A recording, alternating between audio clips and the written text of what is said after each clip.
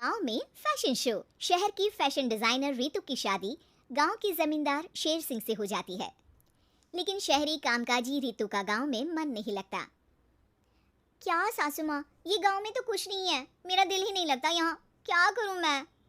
अरे बेटा, जहाँ पति का कारोबार बीवी तो वही अच्छी लगती है ना। अब हम लोग इतने पैसे वाले हैं कि गांव में मेरे बेटे लायक लड़की ही नहीं मिली। अरे माँ, मैं तो ये बोल रही हूँ कि क्या करूँ जिससे मेरा थोड़ा दिल लगे। अरे बेटा, मैं भी शहर की थी, यहाँ आकर मैंने गांव में स्कूल खोल लिया। बच्चों को पढ़ाती थी तो मन लग जाता था।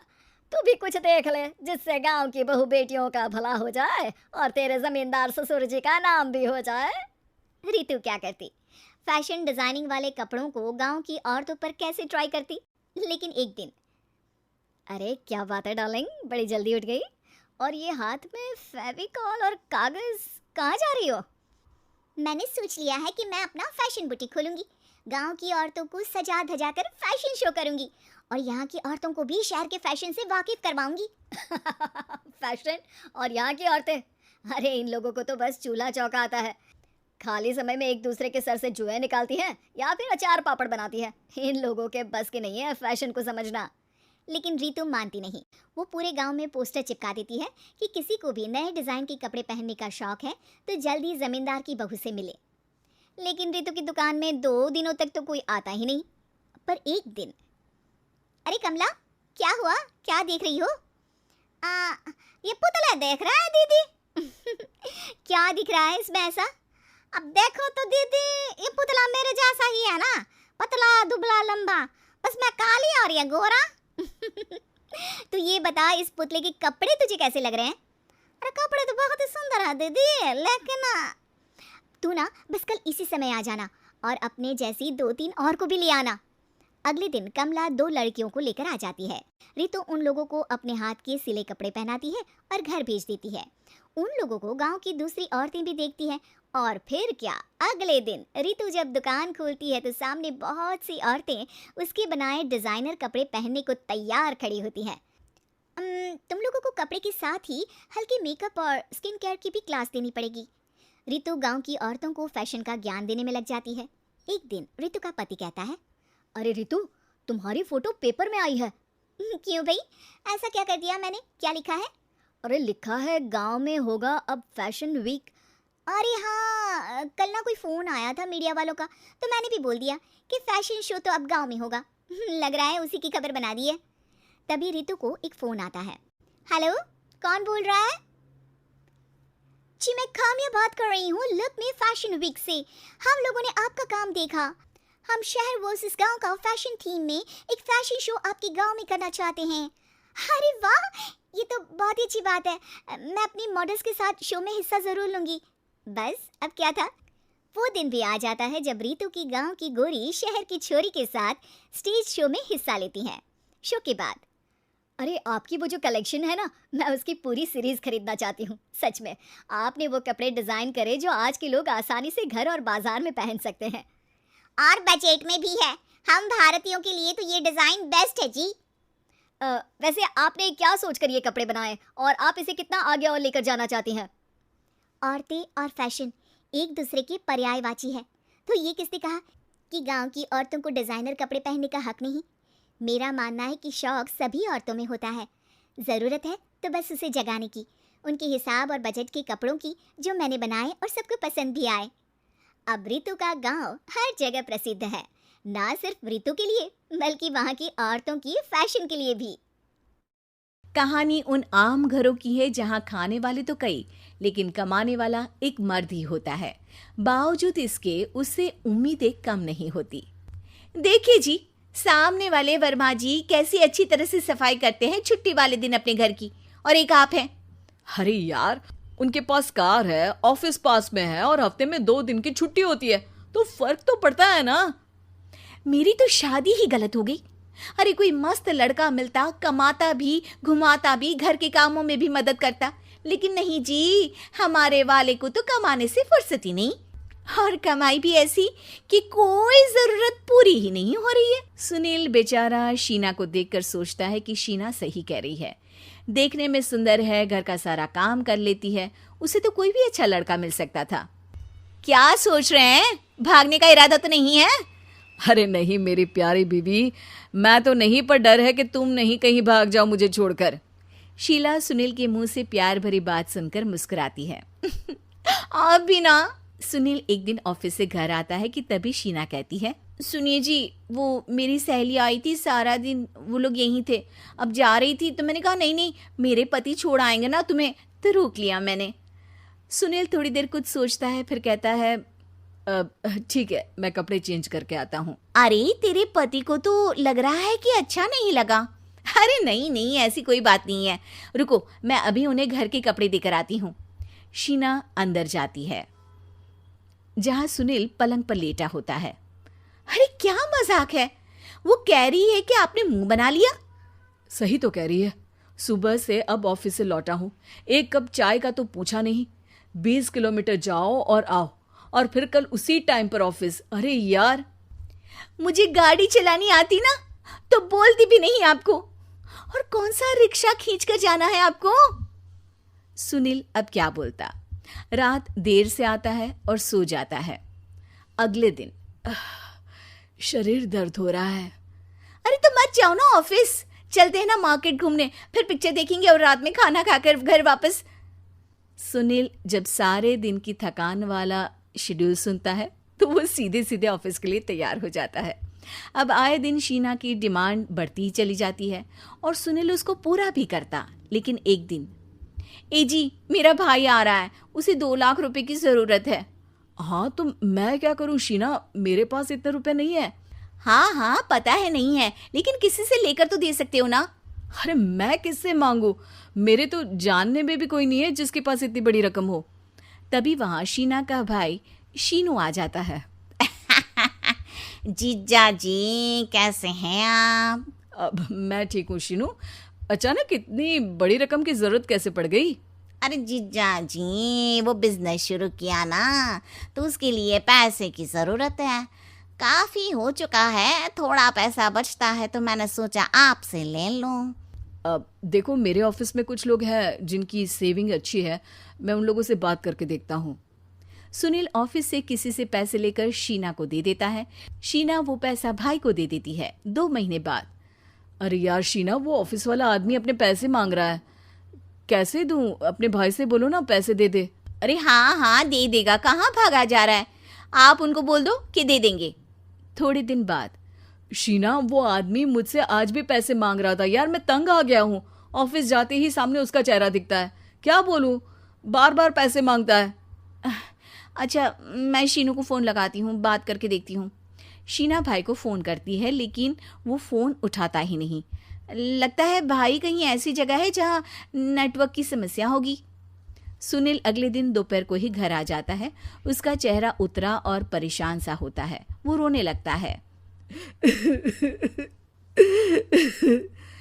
अरे क्या हुआ जी, आप इतना परेशान क्यों हैं? सब ठीक तो है ना? अरे नहीं शीना, कुछ ठीक नहीं है, मैं ठीक नहीं हूँ। तुम्हारे भाई के लिए मैंने जो पैसे लिए थे, उस आदमी ने आज भरे ऑफिस में सबके सामने मेरी बेइज्जती कर दी। सबके सामने आज मैं कर्जदार बनकर खड़ा था। मैंने हर वो प्रयास किया घर चलाने के लिए जो मैं कर सकता था, लेकिन अब नहीं होगा। वो फिर रोने लगता है। अरे आप तो औरतों की तरह रो रहे हैं, मर्द हैं आप। क्यों, आदमी के सीने में दिल नहीं होता, या फिर वो इंसान नहीं मशीन होता है? अरे मैं थक चुका हूँ शीना, तुम समझती क्यों नहीं?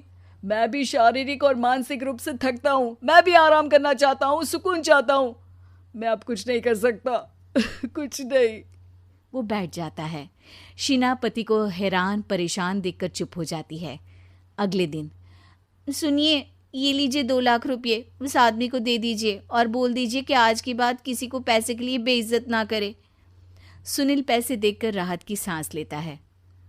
अरे शीना, तुमने तो मेरा बहुत बड़ा काम कर दिया। अब मैं शान से ऑफिस जा सकता हूँ, लेकिन ये पैसे आए कहाँ से? ये पैसे मैंने अपने गहनों को गिरवी रख कर लिया है। तुम ठीक रहो, निश्चिंत रहो, मैं बस यही चाहती हूँ। मुझे माफ़ करना, पर अब मैं समझ चुकी हूँ कि मर्द को भी दर्द होता है। खूनी कुआं। सीमा गर्मियों की छुट्टियों में अपनी नानी के गांव आई थी। सीमा नानी के घर पहुंचने के बाद अपनी नानी के पैर छूती है और उनसे आशीर्वाद लेती है।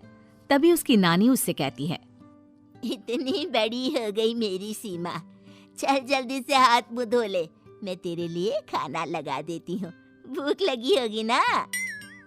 हाँ नानी, भूख तो लग रही है मुझे, आपके हाथ के बने हुए पीले दाल और चावल खाने की। कितना टाइम हो गया है मुझे आपके हाथ का बना हुआ दाल चावल खाए हुए। तू तो नौकरी में व्यस्त थी, तो तुझे कहाँ से टाइम मिलेगा अपनी नानी के लिए? और जब इतने टाइम बाद आई है तो ज्यादा टाइम के लिए रुक कर जाएगी तू। हाँ हाँ नानी, इस बार पूरे 2 महीने के लिए आई हूँ। सीमा की नानी अंदर जाकर उसके लिए खाना बनाने लगती है। सीमा कमरे में अकेली होती है, तभी उसे किसी औरत के रोने की आवाज सुनाई देती है। वो कभी खिड़की से बाहर झांकती है तो कभी दरवाजे से बाहर झांकती है। उसे समझ में नहीं आ रहा होता है कि आखिर रो कौन रहा है। तभी नानी खाना लेकर आ जाती है। वो अपनी नानी से कहती है, नानी, कोई औरत रो रही है क्या? मैं जब से यहाँ आई हूँ तब से मुझे यहाँ किसी औरत की रोने की आवाज आ रही है। हे भगवान, कहीं ये वही तो नहीं? बोलो ना नानी। अरे कोई नहीं रो रहा, ये तेरे मन का वहम है। और तू ना अब खाना खा ले, ज्यादा यहाँ वहाँ की बातों में ध्यान मत दिया कर। जल्दी से खाना खा और फिर मेरे साथ आ जा मेरे कमरे में, दोनों बैठकर खूब सारी बातें करेंगे। ऐसे ही अगले दिन सीमा अपनी नानी के साथ गांव के बाजार जा रही होती है। उसी रास्ते में फिर से किसी औरत के रोने की आवाज आती है। वो अपनी नानी से कहती है, अरे नानी, क्या सच में तुम्हें अभी भी किसी औरत की रोने की आवाज नहीं सुनाई दे रही? मुझे किसी औरत की बहुत बुरी तरीके से रोने और चीखने की आवाजें आ रही हैं। मैं बहुत परेशान हूँ नानी, आखिर ये कौन है? मुझे लगता है कि सीमा को शहर भेज देना चाहिए, यहाँ रहना उसके लिए ठीक नहीं। नानी बोलो ना, आप चुप क्यों हो जाती हो? सीमा, तू घर चल, मुझे तुझसे बहुत जरूरी बात करनी है। नानी सीमा को घर ले आती है और सीमा से कहती है, सीमा, कल सुबह तू शहर वापस चली जाएगी। अरे अचानक? आखिर क्या बात है नानी, आप मुझे ऐसे जाने को क्यों कह रही हो? मैं बस जो कह रही हूँ उस पर ध्यान दे। तू कल सुबह यहाँ से चली जाएगी, और ये बात मैं कोई मजाक में नहीं बोल रही। तू कल जाएगी तो मतलब जाएगी। अरे नानी, चली जाऊंगी मैं, ठीक है, पर आखिर बात क्या है ये तो बता दो।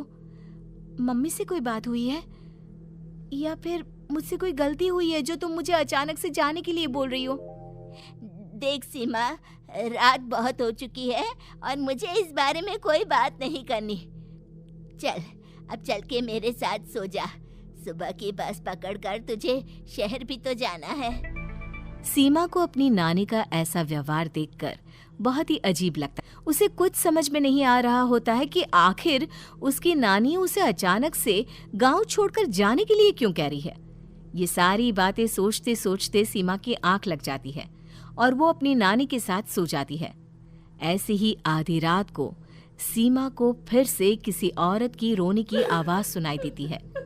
वो उस औरत की आवाज सुनकर बार बार करवटें बदल रही होती है और तभी उसे सपने में भी एक अजीब सी औरत की परछाई दिखाई देती है जो इतना चीख चीख कर रो रही होती है कि सीमा डरकर उठ जाती है।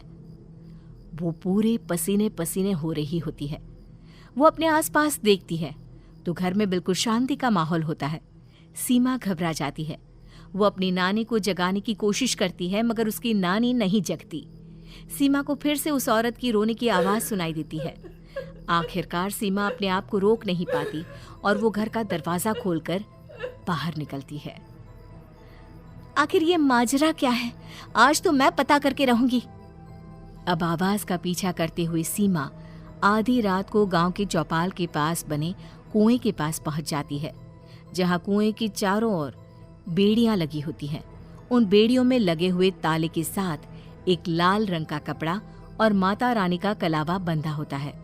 उस कुएं में से सीमा को किसी के रोने की आवाज आती है। सीमा परेशान हो जाती है। इस कुएं में कौन है? कौन है यहाँ? सुनो, कौन है? कौन रो रहा है? वो चिल्ला चिल्ला कर पूछती है और साथ ही लोगों को जगाने की कोशिश करती है, मगर किसी को भी उसकी आवाज सुनाई नहीं देती। अब सीमा खुद उस कुएं के पास की बेड़ियों और तालों को खोलने की कोशिश करती है और किसी तरह कुछ देर की मशक्कत के बाद सीमा उसको खोल भी देती है। और जैसे ही वो कुआं खोलकर उसके अंदर झांकती है, सीमा उस कुएं में गिर जाती है। इतने में उसकी नानी की नींद भी खुल जाती है और सीमा को पास ना देखकर नानी परेशान हो जाती है।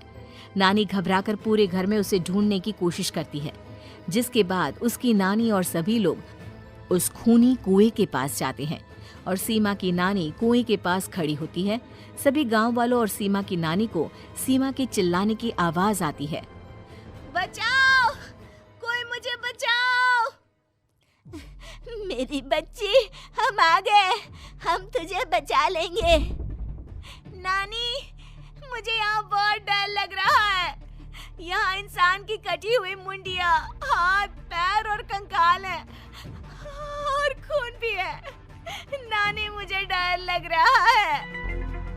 आप सब मेरी मदद कीजिए, नहीं तो ये खूनी कुआं मेरी बच्ची को भी खा जाएगा। अरे मुझे तो ये समझ में नहीं आ रहा कि आखिर इस खूनी कुएं को खोला किसने।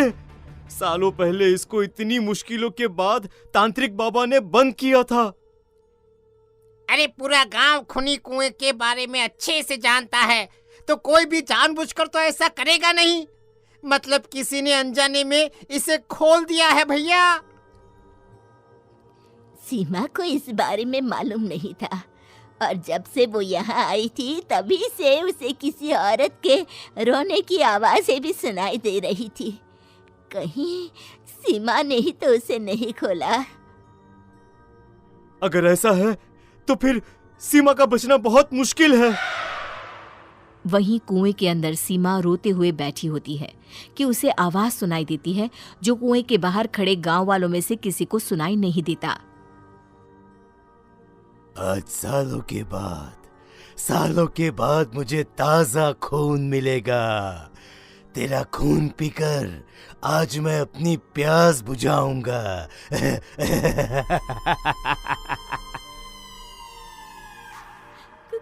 कौन है? मत मारो प्लीज, मुझे जाने दो प्लीज। मैंने किसी का क्या बिगाड़ा है? वो तुझे मरने के बाद पता चल ही जाएगा। जितने में गांव वाले और सीमा की नानी कुछ सोच पाते, उतने में उन्हें सीमा के चिल्लाने की आवाज आती है और अगले ही पल सब शांत हो जाता है। क्या हुआ? सीमा, मेरी बेटी। माफ करना बहन, लेकिन अब सीमा वापस नहीं आएगी। हमें एक बार फिर से कुएं को बंद करना होगा। गांव वाले तभी तांत्रिक को बुलाकर लाते हैं। एक बार फिर अपनी शक्ति से तांत्रिक बाबा उस कुएं को हमेशा हमेशा के लिए बंद कर देते हैं और वहां एक बोर्ड लगा दिया जाता है कि यहाँ आना मना है। बिजली की बीमारी। चल मैं आती हूँ, खाना बना के रखना। अरे फिर से कहाँ जा रही हो आप? पिछले 2 घंटे में 8 बार इधर उधर जा चुकी हो। अपने पाँव के टायर को ब्रेक लगाओ ना। अरे तू अपनी जुबान को ब्रेक लगा। तू कौन होती है मुझे रोकने वाली? अरे ज्वालामुखी जी, फटिए मत। मैं बस ये कह रही थी कि बिना बात के बाहर मत निकलो। लॉकडाउन खत्म हुआ है, कोरोना नहीं। बीमारी तो अब भी है ना। अरे मुझे कुछ नहीं होने वाला। मैं गांव में पली बड़ी हूँ, बहुत शक्ति है मुझ में। हाँ, कोरोना की छोटे से वायरस के सामने बड़े बड़ों की नहीं चल रही। जो होगा देखा जाएगा। अगर हो गया ना तो देखा नहीं जाएगा आपसे। बहू, मेरी सास बनने की कोशिश मत कर। सास बहू की एक बात नहीं मानती और बहू के लाख समझाने पर भी निकल जाती है अपनी मनमर्जी करने। शाम को जब सास वापस आती है तो ये लीजिए, सैनिटाइजर से अपने हाथ क्लीन कर लीजिए। अरे इसमें से तो बदबू आती है, छी छी छी छी, मुझे नहीं करना ये इस्तेमाल। अरे तो साबुन से हाथ धो लीजिए। इतनी बार हाथ धुलवाएगी तो चमड़ी गल के नीचे गिर जाएगी। माँ जी, आप बाहर से आई हैं, हाथ धोने का तो सरकार भी कह रही है। मेरी नहीं तो किसी की तो सुन लीजिए। मैं तो खुद अपनी सरकार हूँ, मेरे अपने नियम है। कोरोना है। अरे तो इसमें तुझे क्यों रोना है? यार माँ जी, जरा सी बात है, इतना तो कर ही सकते हैं ना आप। नहीं नहीं नहीं, सुना नहीं? नहीं नहीं सुना। तो क्यों मुंह लग रही हो?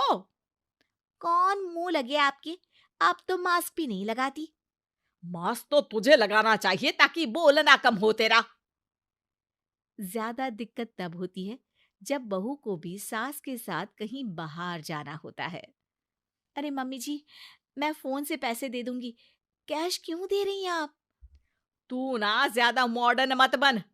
अब नोट देने से भी कोरोना होगा क्या? हाँ, नोट पता नहीं कितने हाथों से गुजर के हमारे हाथ में आते हैं, और उनमें से कुछ गधे तो ऐसे होंगे जो हाथ भी नहीं धोते होंगे। हैं? ताना मार रही है क्या? नहीं तो। तू मुझे बेवकूफ समझती है क्या? मुझे नहीं पता कि गधा कौन है? माँ जी, मैंने आपको कुछ नहीं कहा। अरे कैश दे रहे हो या फिर फोन से दोगे? कुछ लेना ही नहीं है। अरे मेरा टाइम क्यों वेस्ट किया फिर? बहू, तुझे ना मैं बाद में देखूंगी। बाद में मतलब कितने बजे? बहू बड़ी मजाकिया है आपकी। और सास बहुत गुस्सेल है, एक फटका दूंगी ना। अरे सॉरी आंटी जी।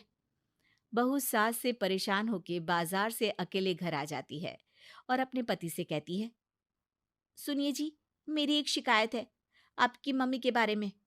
वाह, लोग बच्चे की शिकायत लेके मम्मी के पास जाते हैं, तुम मम्मी की शिकायत लेकर मेरे पास आई हो। तुम्हारी माँ है ना, बिना मास्क के बाहर जाती है, सैनिटाइज भी नहीं करती हाथ, और बिना काम के घूमती रहती हैं। अगर कोरोना हो गया ना तो दिक्कत हो जाएगी। अरे मैंने भी तो कहा ना उनसे एक दो बार, पर मम्मी मानती ही नहीं किसी की बात। मुझे ही कुछ करना पड़ेगा। अच्छा, क्या कर लोगी तुम? क्या कहा? नहीं, मेरा मतलब तुम क्या करने वाली हो? तुम बस मेरा साथ दो। अगले दिन जब सास कहीं से घूम कर आती है, माँ, मेरे शरीर पर कुछ हो रहा है, देखना। अरे ये तो खाज है। अरे मतलब खुजली। हाँ, और ये ऐसी वैसी खुजली नहीं है, फैलने वाली खुजली है। परसों तक मुझे थी, आज आपको भी हो गई। ज्यादा पास आते हो ना मेरे पास। अरे माँ के सामने ऐसी बात कर रही हो? क्या कर रही है? अरे तो पास आए तभी तो खुजली हुई ना। अब आप मम्मी के पास खड़े हो तो उनको भी तो हो सकती है ना। अरे मोरी मैया, जो का कह रही है? सही कह रही हूँ माँ जी। अरे बेटा, दूर हटे ना, दूर हो जा हमसे। सोशल डिस्टेंसिंग कर लेना एकदम से। हाँ। अरे माँ जी, खुजली ही तो है। आप तो गांव की शक्तिशाली औरत हो, आपका क्या कर लेगी ये खुजली? खुजला खुजला के चेहरा लाल हो जाएगा, इससे ज्यादा और क्या होगा? अरे नहीं नहीं बहू, थोड़ी मोटी चीज भी बड़ी दिक्कत दे सकती है ना। और खुजली है, अच्छा थोड़ी ना लगता है, लोग क्या कहेंगे? सारे घर को खुजली हो गई तो है। तो माँ, क्या करूं मैं? अब क्रीम लगा, नहा ले नीम के पानी से, घर से ना निकल वरना लोग खुजलाओ खुजला के माय नेम इज खाज बोल के चढ़ाएंगे तुझे। और हमसे ना बेटा दूर रहा कर, कहीं हमको भी हो गई तो।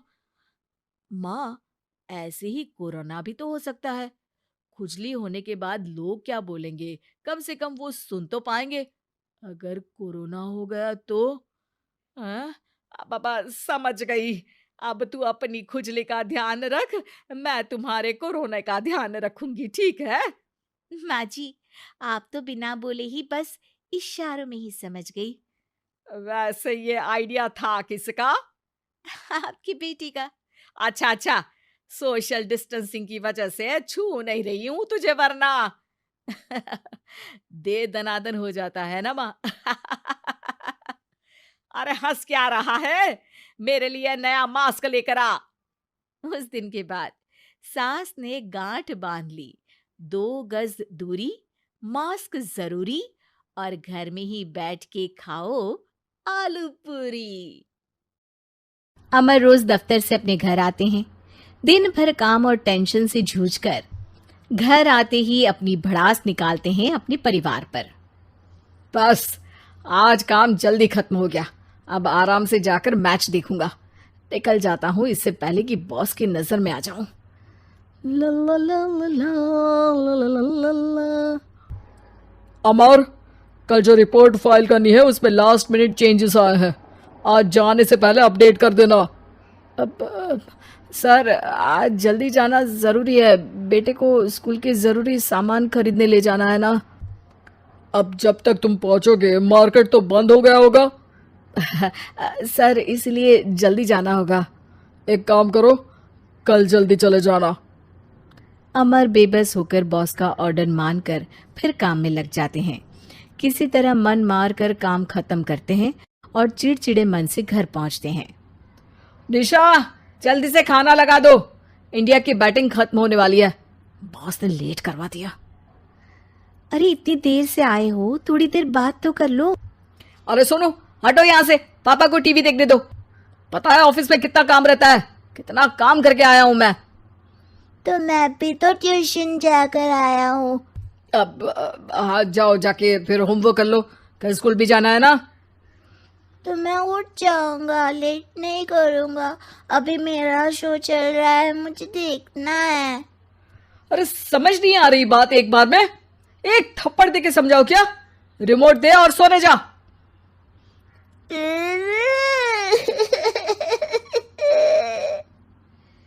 सोनू रोते हुए मम्मी के पास जाता है और अपने पापा की शिकायत करता है। निशा उसे पुचकार के एक और बेडरूम में ले जाकर सुला देती है। मैं डांटती हूँ पापा को, तू सो जा अभी, ठीक है बेटा। नेहा खाने की थाली लेकर अमर के पास पहुंचती है और मेज पर रख देती है। अमर टीवी में डूबा हुआ है और बिना देखे ही खाने लग जाता है। निशा सामने बैठे उसे घूरे रहती है।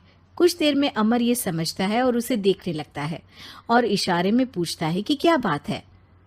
ये कोई तरीका है सोनू पे चिल्लाने का? अभी रुको, इनिंग खत्म होने दो। अमर खाने लग जाता है और मैच देखता है।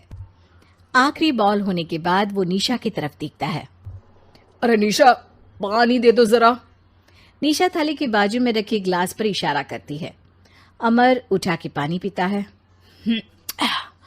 अब बोलो। बच्चा है सोनू, एक बार तो मिलते हो दिन भर में रात को, और फिर वो अपने पापा की डांट सुन के सो जाए। अरे बच्चा है तो बात सुननी चाहिए ना उसे मेरी। जवाब दे रहा था। अरे दिन भर के बाद आया हूं, इतना काम किया, बॉस के नखरे झेले, और घर आओ तो बेटा बहस करे।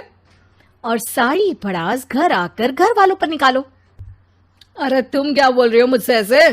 तुम भी तो सारा दिन साथ रहती हो, डांटती भी तो हो उसे। बता रहा था वो मुझसे, अभी कुछ दिन पहले ही डांटा था ना तुमने। हाँ, मुझे अभी सोने के पहले बता रहा था। देखो अभी झगड़ा मत करो, मुझे आराम करना है, टीवी देखने दो। अरे तो उसको भी तो दिन भर पढ़ाई के बाद देखना होता है ना टीवी, आराम करने के लिए। कोई जरूरत नहीं है, छोटा है अभी, आदत बिगड़ जाएगी। और तुम उसकी वकालत करना ना बंद कर दो। चलो अभी सेकंड इनिंग्स चालू होने वाली है, गुड नाइट। अमर फिर से टीवी देखने लगता है और निशा उसे। कुछ सेकंड्स में वो उठ के जाने लगती है। दरवाजे तक पहुंची होती है कि अमर कहता है, अरे सुनो तो, चाय बना देना 1 कप। नहीं। निशा दरवाजा पीट के चली जाती है और अमर देखता रह जाता है। अगली सुबह निशा किचन में सोनू का टिफिन पैक करके उसे देती है। सोनू नाश्ता कर रहा है। अमर पीछे से तैयार होकर आता है और खाली चाय का कप टेबल पर रखता है। अमर, उसे वहां मत रखो, अभी साफ की है, दाग लग जाएंगे। अरे क्या हुआ है तुमको? रोज तो यहीं रखते हैं। पर आज से नहीं रखना है, चलो उठा के सिंक पे रखो। अमर उसे उठा के सिंक में रखने जाता है, तभी निशा कहती है, अरे अरे, धोखे? सोनू हंस देता है। अमर उन दोनों को देखता है और कब धोके वहां से चला जाता है। निशा सोनू को देखती है और आंख मार देती है। चलो अब हंसना बंद, स्कूल जाओ और ध्यान देना, सब पूछूंगी दिन में। सोनू मुंह बना लेता है। सब अपना दिन बिताकर रात में फिर एक साथ आते हैं। आज अमर घर जल्दी पहुंच गया है और टीवी के सामने पसार के बैठ जाता है। पीछे से दरवाजा खुलने की आवाज आती है। खिलखिलाते हुए सोनू अंदर आता है, सीधे टीवी रूम के अंदर, और अमर को बैठा देख चौंक जाता है। पीछे से कमरे में निशा भी आती है। सोनू, हाथ पैर धो के कपड़े बदल लो, चलो जाओ। सोनू कमरे से बाहर चला जाता है। अरे निशा, जरा एक कप चाय। क्या हर वक्त चाय? नहीं है दूध घर में। अरे दूसरी बार ही तो मांग रहा हूं ना। दूध वाले को बोला था दूध एक्स्ट्रा 1 लीटर लेकर आना, वो 1 लीटर कम लेकर आया। आज तुमको चाय नहीं मिलेगी, खीर बना दी है पूरे दूध की। अरे दूध वाले की गलती के लिए मुझ पर क्यों चिढ़ रही हो? मैंने क्या किया? तुम भी तो यही करते हो ना। ऑफिस में किसी की गलती हो तो घर आके चीखते हो। चाय पीनी है तो दूध लाना पड़ेगा नीचे से। अरे पर तुम नीचे से ही आई ना। मैं भूल गई, तुम भी तो नीचे से आए। निशा कमरे से बाहर जाती है और सोनू अंदर आता है। वो अमर को देखता है, फिर कुछ बोलता नहीं है। अरे क्या हुआ सोनू? मेरा टीवी देखने का टाइम है अभी। आज रात को देख लेना। देखो आप ना परेशान मत करो, आज ऐसे ही टीचर से डांट सुन ली है, अब आपकी नहीं सुनने वाला। अच्छा, क्यों डांटा टीचर ने? क्योंकि मेरा प्रोजेक्ट इनकम्प्लीट था, आपने सामान लाके नहीं दिया और आपकी वजह से सब हंसने लगे मेरे पे। अब आप जाओ। सोनू टेबल पे रखा रिमोट उठाता है और चैनल बदल के बैठ जाता है। अरे ये क्या तरीका है बात करने का? तो आपसे ही तो सीखा है, बाहर का गुस्सा घर पे निकाल दो। अमर उठ के दूध लेने चला जाता है। कुछ देर में लौट के वो चुपके से निशा और सोनू को टीवी देखते हुए देखता है और किचन में चला जाता है। 3 कप चाय बनाकर वो टीवी कमरे में पहुंचता है। आज मेरे हाथ की चाय पी लो। इस बदले बर्ताव को देख के निशा और सोनू चौंक जाते हैं। अपना कप उठाकर चाय पीने लगता है। अमर एक बैग निकाल के सोनू की तरफ बढ़ाता है। इसमें क्या है? प्रोजेक्ट का सामान और गिफ्ट। लगता है पापा दूध लेने गए और गुस्सा छोड़ के आ गए।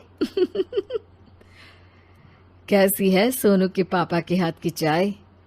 स्वीट स्वीट, बिल्कुल मम्मी की तरह। और पापा की तरह नहीं? पापा की तरह कड़क है। सॉरी बेटा, अब समझ गया कि ऑफिस में कुछ भी हो उसे ऑफिस तक ही रखूंगा, प्रॉमिस। निशा और सोनू को गले लगा लेता है और उस दिन के बाद कभी घर की चिंता दफ्तर में नहीं गई और ना दफ्तर का टेंशन घर में आया। चुड़ैल गोरखपुर नाम का एक गांव हुआ करता था। उस गांव में ज्यादा लोग नहीं रहते थे। उस गांव में एक गर्भवती विधवा औरत रहती थी। उस औरत का नाम कमला था। कमला अपने घर में अकेली रहती थी। उसके पति की सारी जायदाद उसके नाम हो गई थी, पर सभी गांव वाले उस औरत को मनहूस औरत समझा करते थे और सभी उससे नफरत किया करते थे। एक बार कमला राशन की दुकान पर खाने का सामान खरीदने जाती है। भैया जी, जरा 1 किलो दाल चावल देना। अरे हाय हाय हाय हाय हाय हाय! अरे मनहूस औरत, मेरी दुकान में अपशुगन करवाने आ गई क्या? हैं? चल जा यहाँ से, मैं कुछ नहीं देने वाला हूँ तुझे। भाग भाग यहाँ से, चल जा, निकल। भैया जी ऐसा मत कहिए, मैं गर्भवती हूँ, मुझे खाने की बहुत जरूरत है, मुझे खाना दे दीजिए। दुकानदार कमला को वहां से धक्के मारकर भगा देता है। तभी कमला रोते रोते उस गांव के किन्नरों के इलाके में आ जाती है।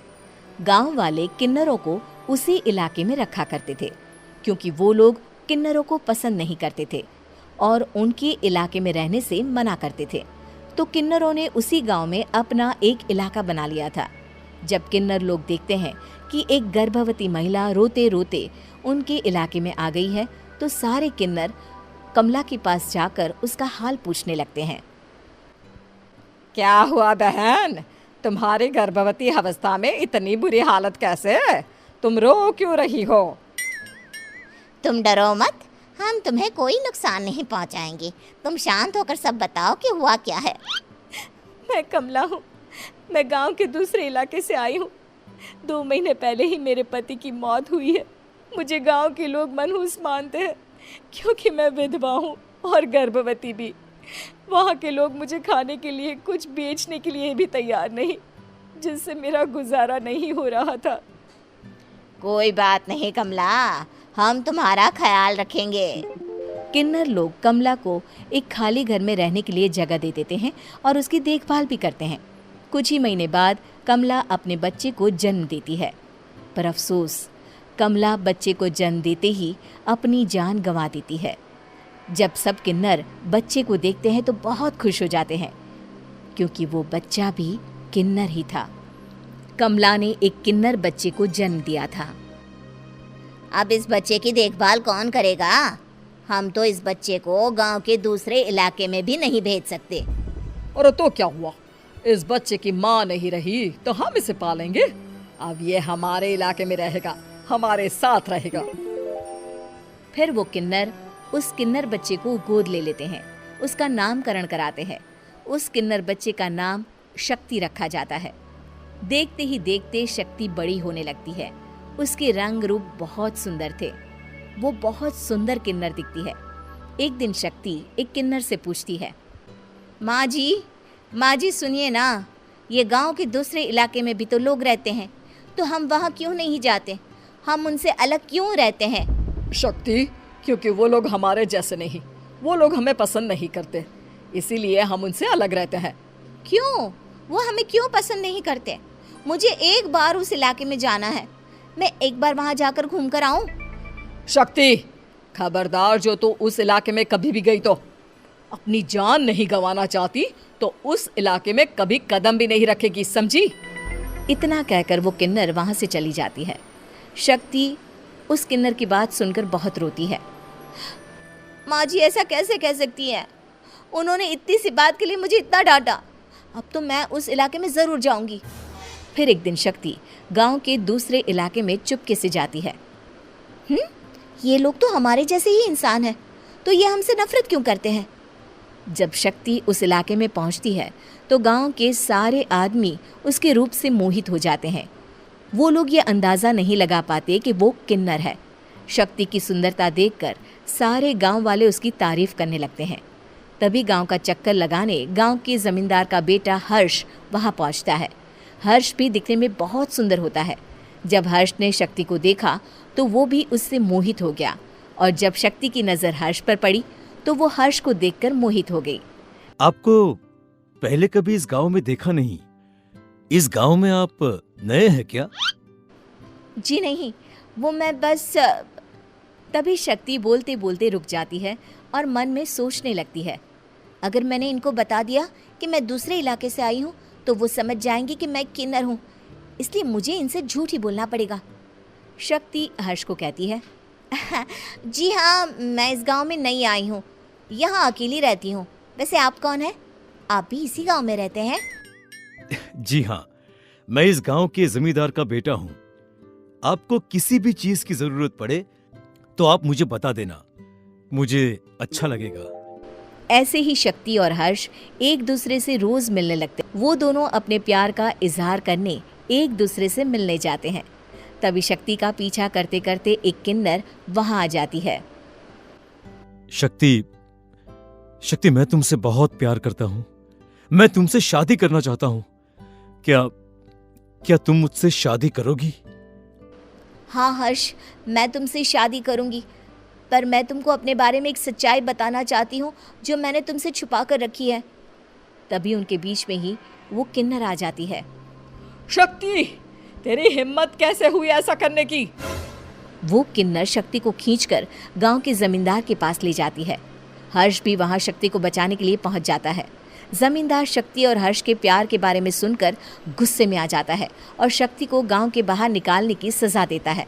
शक्ति ये बात सहन नहीं कर पाती और कुएं में कूदकर अपनी जान दे देती है। जमींदार हर्ष की शादी गांव की एक लड़की से करवा देता है, पर हर्ष इस शादी से खुश नहीं होता। शक्ति अपना बदला लेने के लिए मरने के बाद किन्नर चुड़ैल बन जाती है। अब मैं इन गांव वालों को नहीं छोड़ूंगी। अब इनसे मैं अपने प्यार का बदला लूंगी। किन्नर चुड़ैल गांव वालों को परेशान करना शुरू कर देती है। एक बार वो रात को गांव के खेतों में पहुंच जाती है और वहां आग लगा देती है। सारी फसल जल के राख हो जाती है। जब एक आदमी रात को उठकर देखता है कि खेत में आग लग गई है तो वो वहां पहुंच जाता है। वो देखता है कि खेतों के बीचों बीच एक किन्नर चुड़ैल खड़ी है और वहां खड़े होकर ताली बजा रही है। गांव वाला किन्नर चुड़ैल को देखकर बेहोश हो जाता है। जब सुबह उस आदमी को होश आता है तो वो सीधा जमींदार के पास जाता है। अरे जमींदार साहब, अरे वो किन्नर चुड़ैल ने मेरी सारी फसल जला दी। अब मैं क्या करूंगा, क्या होगा मेरा? जमींदार चुड़ैल किन्नर का नाम सुनते ही सब कुछ समझ जाता है। अब वो बहुत डर जाता है। उसी रात को जब जमींदार डर के मारे अपने कमरे में सो नहीं पाता, तभी वहां अचानक से किन्नर चुड़ैल आ जाती है। किन्नर चुड़ैल जोर जोर से जमींदार के आगे खड़ी होकर हंसने लगती है और ताली बजाने लगती है। जमींदार उस डरावनी किन्नर चुड़ैल को देखकर बहुत डर जाता है। तूने मेरे साथ बहुत बुरा किया। अब मैं तुझे जान से मार दूंगी। नहीं नहीं नहीं नहीं नहीं, मुझे माफ कर दो, मुझे मत मारो। मैं कभी ऐसा दोबारा नहीं करूंगा। अब तुम जो बोलोगी वही मैं करूंगा। ठीक है, मैं चाहती हूँ कि किन्नर इलाका गांव के इलाके से जुड़े और गांव का कोई भी आदमी किन्नर समाज से द्वेष ना करे, उससे नफरत ना करे, नहीं तो मैं सारे गांव को मार दूंगी। और तुम गांव में एक नया कानून बनाओ कि अगर किसी ने भी किन्नर समाज को हानि पहुंचाने की कोशिश भी करी या इनसे भेदभाव करने की भी कोशिश करी तो उनको कड़ी से कड़ी सजा मिलेगी। हाँ हाँ हाँ हाँ, मैं ऐसा ही करूंगा। तुम जो बोलोगी वो मैं करूंगा, पर मुझे जाने दो प्लीज। तब वो किन्नर चुड़ैल वहां से चली जाती है। गांव का जमींदार किन्नर चुड़ैल का कहा मानते हुए दोनों इलाकों को एक कर देता है और नया कानून भी लागू कर देता है। तब से वहां किन्नर समाज और बाकी गांव वाले शांतिपूर्वक रहने लगते। केला बेचने वाली चुड़ैल। एक बार की बात है, जादूपुर नाम के गांव में करतब दिखाती एक औरत एक रेड्डी के लिए गांव में आती है। आइए आइए मेहरबान कदरदान, खाइए रोहड़ा के ताजे ताजे केले। कभी खाए नहीं होंगे ऐसे केले। पीले पीले केले खाइए।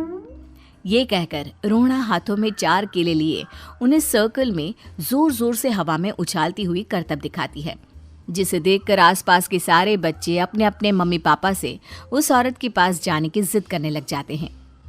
पापा, ऐसा तो सर्कस में बॉल से होता है ना, ये आंटी तो केले से कर रही है। चलिए ना पापा, देखते हैं। रोहड़ा एक पतली सी तार पर चलती हुई केलों से करतब दिखाती है। आते जाते सभी लोग बाहर रुककर उसके करतब देखते हैं और वाह वाही करते नहीं थकते।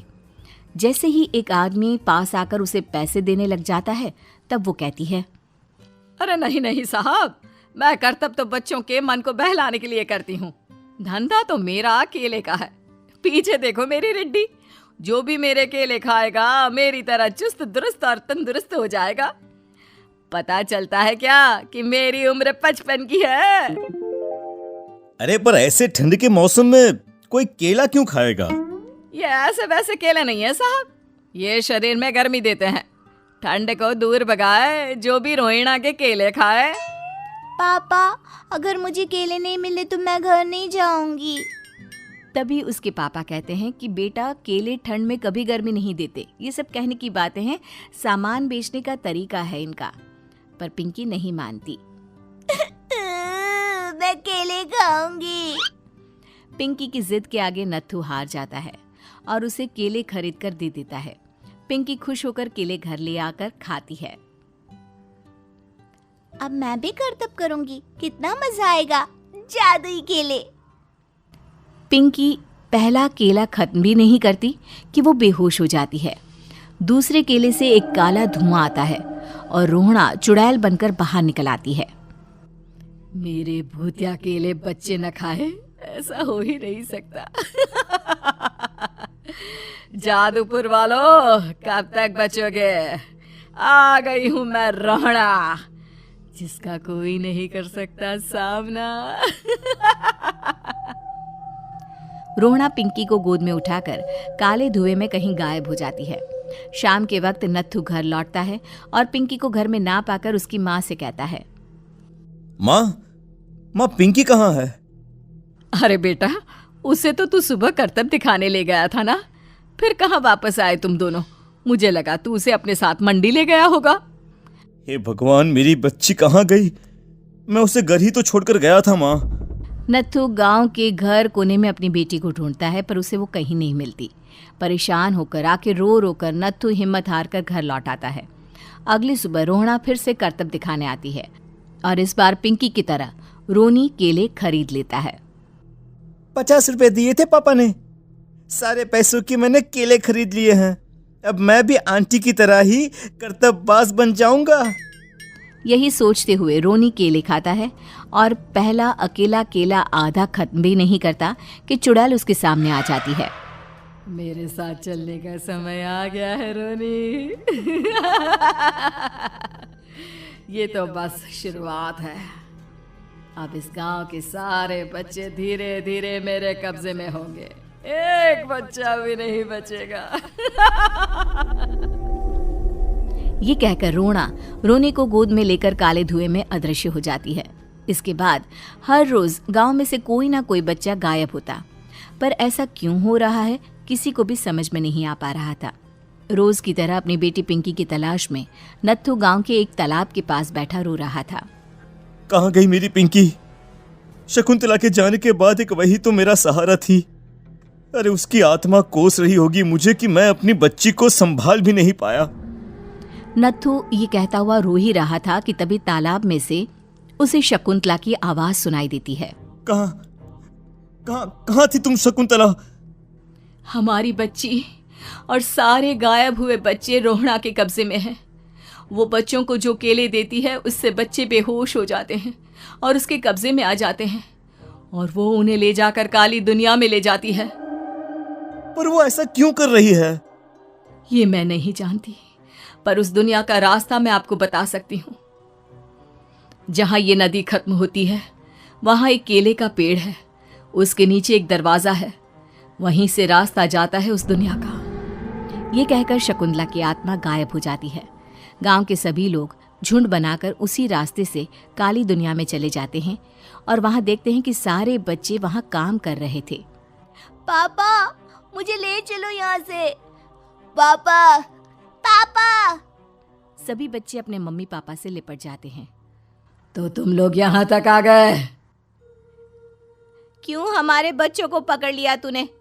तुझे शिकार ही बनाना है तो ले, हम सब आ गए हैं, हमें खा ले। नहीं, मुझे बच्चे चाहिए। मेरे बच्चे के बदले तुम लोगों के बच्चे। क्या मतलब? मैं इसी गांव में रहने वाली एक औरत थी। केले की चोरी के इल्जाम में मेरे बेटे को गांव वालों ने इतना मारा कि वो मर गया। उसी दिन मैंने ठान लिया कि गांव वालों का भी वही हाल करूंगी।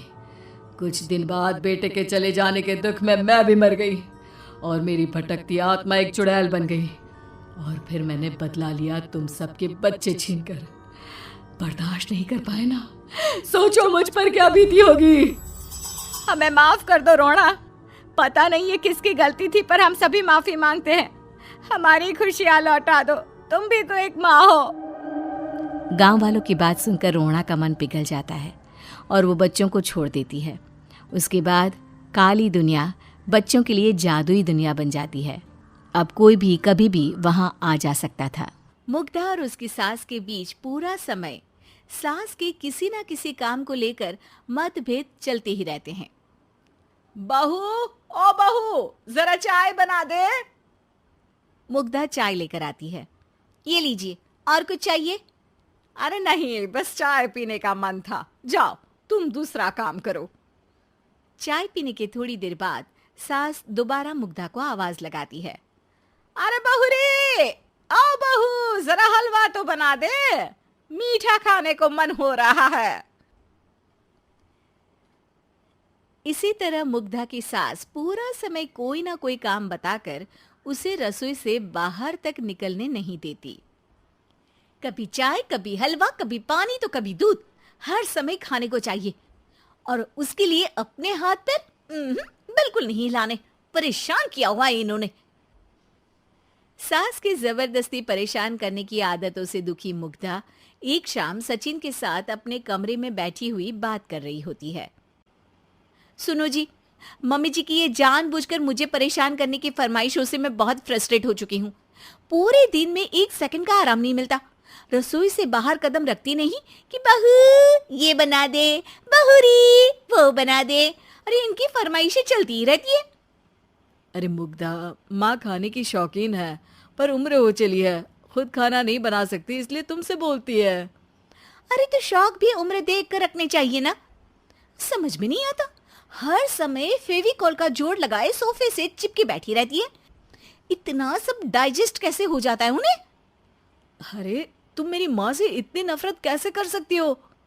मैं उनसे नफरत नहीं करती जी, बस परेशान हूँ। जहां मुग्धा अपने पति से ये सब बोल रही होती है, वहीं उसकी सास भी कमरे के बाहर दरवाजे से कान लगाए सारी बातें सुन रही होती है और अगली दोपहर रसोई में मुग्धा के पास जाती है। बहू, आज ना मेरा कुछ मसालेदार खाने का मन है। तो चाय बना दूं? मुझे बहुत पसंद है। अरे ना, ऐसा कर लिट्टी चोखा बना ले।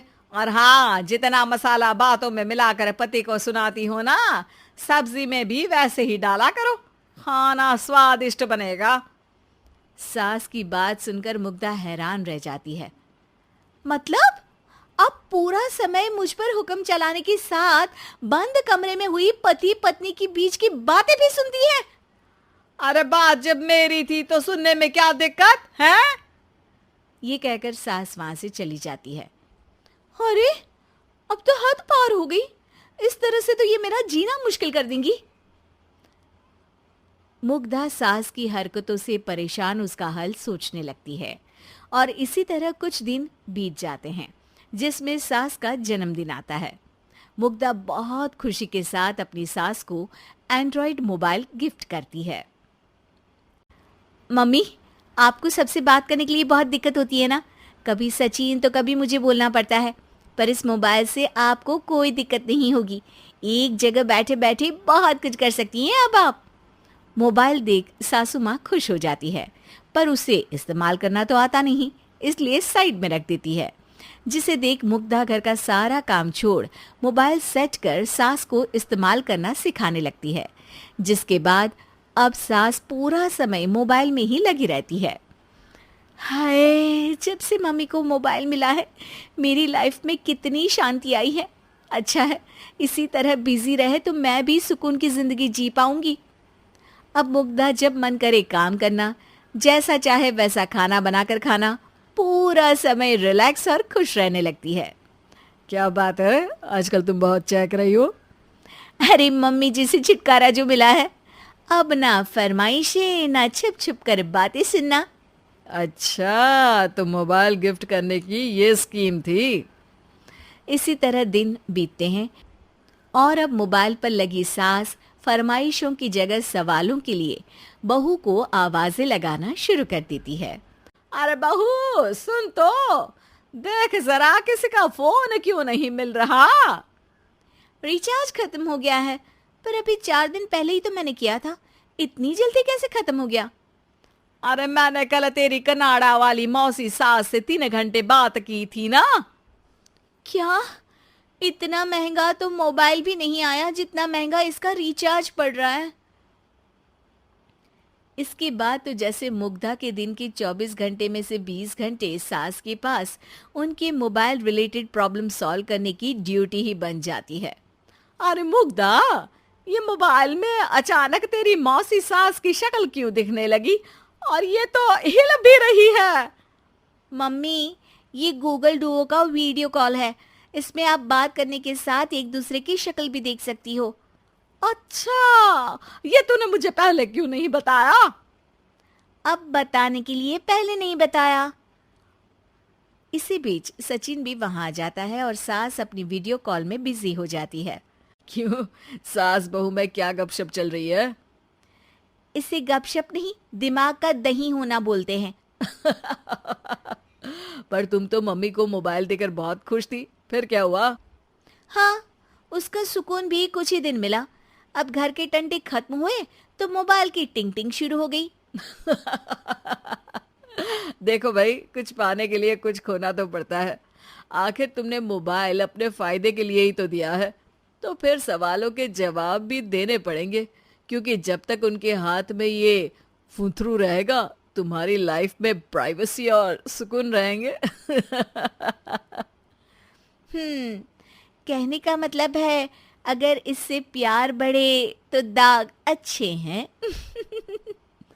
अरे मुझे पहले दिन से ही पता है मोबाइल किस मकसद से दिया गया है। भूलो मत, इससे पहले मैं बातें ही सुनती थी।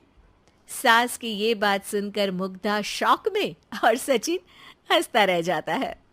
कामकाजी बहू। रवीना के 2 बच्चे थे। वो एक बड़ी कंपनी में काम करती थी। उसके ऑफिस जाने के बाद उसकी सास उसके बच्चों को संभाला करती, लेकिन रवीना को इसकी कोई कदर नहीं थी। एक दिन रवीना अपनी माँ से फ़ोन पर कहती है, मम्मी क्या बताऊं, मेरी सास तो बिल्कुल अच्छी नहीं है। वो समझती नहीं है कि मुझे कितना काम करना पड़ता है। एक तो ऑफिस तक का लंबा सफ़र और फिर 9 घंटे लगातार काम। बैठे बैठे तो मेरी पीठ अकड़ जाती है। खुद तो सारा दिन घर में मज़े करती है, जब मन करा सोए, जब मन किया खाए। तभी उसकी सास वहाँ आ जाती है। अच्छा माँ, मैं बाद में आपको फ़ोन करती हूँ। जी मम्मी जी, कोई काम है क्या आपको? क्या हुआ? रवीना बहू, सारा दिन तो तू ऑफिस के मजे लेती है, लेकिन यहाँ ये बच्चे मुझे आराम भी नहीं करने देते। मेरी तो तबीयत खराब हो रही है। तो आपको लगता है कि मैं दफ्तर में मौज करती हूँ? आपको क्या समझाऊँ, छोड़िए। माँ, काम करना भी ज़रूरी है। मजबूरी नहीं होती तो मैं खुद ही अपने बच्चों को देख लेती।